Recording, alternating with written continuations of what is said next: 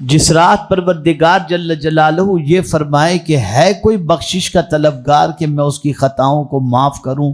کتنی بڑی رات ہوگی۔ مولا پکار پکار کر کہتا ہے اور مغفرت مانگنے والوں کو مغفرت عطا فرماتا ہے،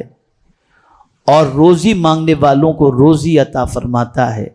شفا مانگنے والوں کو شفا عطا فرماتا ہے۔ بلکہ اللہ عز و جل سے کوئی حرام سوال نہ کرے، اور جتنی بھی جائز باتیں جائز سوال اللہ سے کرے، تو شب برات وہ عظمت والی رات ہے کہ اس رات کو اللہ تعالیٰ سب کچھ عطا فرما دیتا ہے۔ خاص طور پر مغفرت کی رات ہے، نجات کی رات ہے، زندگی میں کیے ہوئے سارے گناہوں سے اللہ کی بارگاہ میں مغفرت طلب کرنے کی رات ہے۔ اس رات اللہ عز و جل غروب آفتاب سے لے کر طلوع فجر تک آسمانی دنیا پر نزول اجلال فرما کر اپنے بندوں سے کہتا ہے الا من مستغفر فاغفر له، ہے کوئی مجھ سے مغفرت طلب کرنے والا کہ میں اس کی خطاؤں کو معاف کر دوں، یہ میرا رب فرماتا ہے۔ لیکن ایسی برکت والی رات میں چند کم نصیب ایسے ہوتے ہیں جن کی اللہ عز و جل اس برکت والی رات کے اندر بھی مغفرت نہیں فرماتا۔ ہم نے حدیث کی روشنی میں یہ سمجھنے کی ضرورت ہے کہ اس مقدس رات کے اندر جن لوگوں کی بخشش نہیں ہوتی وہ کون لوگ ہیں۔ کہیں ایسا تو نہیں کہ لاشعوری طور پر ایسی مقدس رات میں ہم عبادت بھی کرتے ہوں، ریاضت بھی کرتے ہوں، لیکن جن لوگوں کی بخشش نہیں ہوتی ان لوگوں میں ہمارا شمار تو نہیں۔ آئیے میں آپ کو بتاؤں ایسی عظمت والی رات کن لوگوں کی بخشش نہیں ہوتی۔ فرمایا گیا مشرک کی، جو اللہ کے ساتھ عبادت میں کسی کو شریک ٹھہرائے، اللہ تعالیٰ اس بندے کی مغفرت اس رات نہیں فرماتا جب تک کہ وہ اللہ کی بارگاہ میں توبہ نہ کرے۔ دوسرا کون سا شخص ہے؟ تو میرے پیارے آقا صلی اللہ تعالی علیہ وسلم کے پیارے دیوانوں، جادو کرنے والا یا کروانے والا۔ آج یہ بلا اتنی عام ہوتی جا رہی ہے کہ اگر کسی سے حسد ہے تو جادو کروا دیا یا جادو کر دیا، اگر کسی کو کوئی تکلیف پہنچانی ہے تو جادو کا سہارا لے لیا۔ اور اس وقت یہ سلسلہ اتنا تیزی سے بڑھ چکا ہے کہ الیاذ باللہ کہ میرے پیارے آقا صلی اللہ تعالی علیہ وسلم کے پیارے دیوانوں،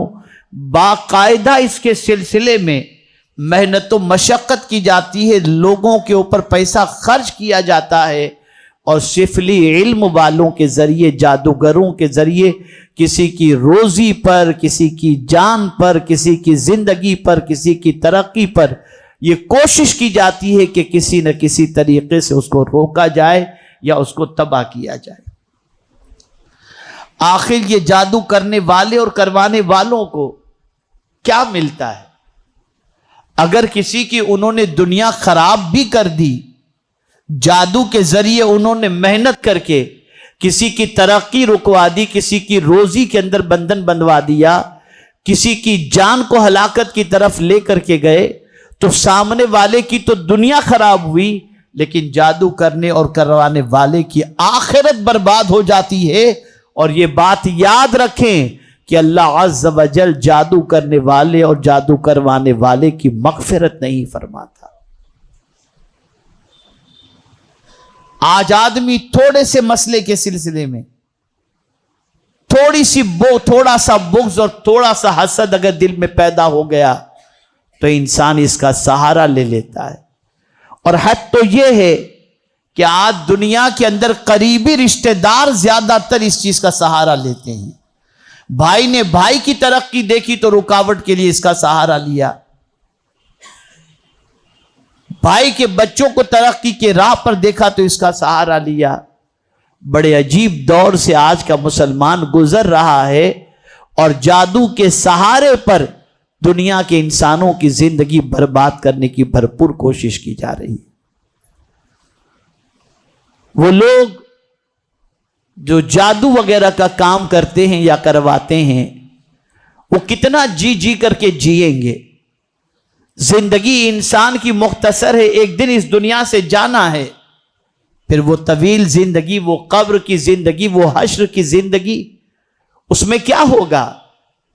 مرنے والے کو، جادو کروانے والے اور کرنے والوں کو کبھی کبھی تو مرتے وقت کلمہ بھی نصیب نہیں ہوتا، اور ان کی آخرت اس طریقے سے برباد ہوتی ہے کہ ان کی قبر کو آگ سے بھر دیا جاتا ہے اور جہنم کے اندر انہیں اوندھا دھکیل دیا جاتا ہے۔ خدا کے لیے جادو کا سہارا کبھی زندگی میں نہ لیں، اور جادو کروانے اور کرنے سے ہمیشہ اللہ عز و جل کی پناہ مانگیں کہ جس رات اللہ عز و جل بنی کلب کی بکریوں کے بالوں کی تعداد کے برابر اپنے بندوں کی مغفرت فرماتا ہے، ایسی مقدس رات میں اللہ عز و جل جادو کرنے والے اور کروانے والے کی مغفرت نہیں فرماتا۔ ایسے ہی کاہن جو اٹکل ٹھوکم ٹھاک کرتے رہتے ہیں، بالکل آتا جاتا کچھ بھی نہیں، یہ ہو جائے گا، فلاں ہو جائے گا، وہ ہو جائے گا، کسی نے پوچھا اس نے یوں کر دیا، ایسا کر دیا۔ اس قسم کے لوگوں کی بھی بخشش نہیں ہوتی۔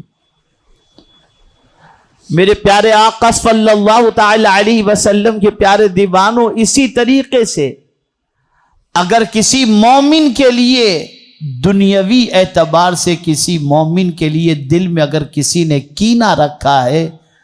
تو سرکار صلی اللہ علیہ وسلم فرماتے ہیں کہ اس مقدس رات میں اس کی بھی بخشش نہیں ہوتی۔ دینی معاملے کے اندر اگر کوئی بات ہے کہ کسی کا عقیدہ خراب ہے اور آپ اس سے نفرت کرتے ہیں، وہ ایک الگ چیز ہے، لیکن اگر دنیاوی معاملہ ہے کوئی اور آپ کے سینے میں اس کے لیے کینہ ہے، تو سرکار صلی اللہ علیہ وسلم ارشاد فرماتے ہیں کہ اللہ عز و جل فرشتوں سے فرماتا ہے، یہ دونوں کینہ رکھنے والوں کو ان کے حال پہ چھوڑ دو، جب تک کہ یہ اپنا سینہ کینے سے پاک نہیں کریں گے، میں آج کی رات بھی ان کی مغفرت نہیں کروں گا۔ اس لیے فرمایا گیا، اس رات کے آنے سے پہلے تم ایک دوسرے سے معافی تلافی کر لو، ایک دوسرے کا سینہ کینے سے پاک کر لو،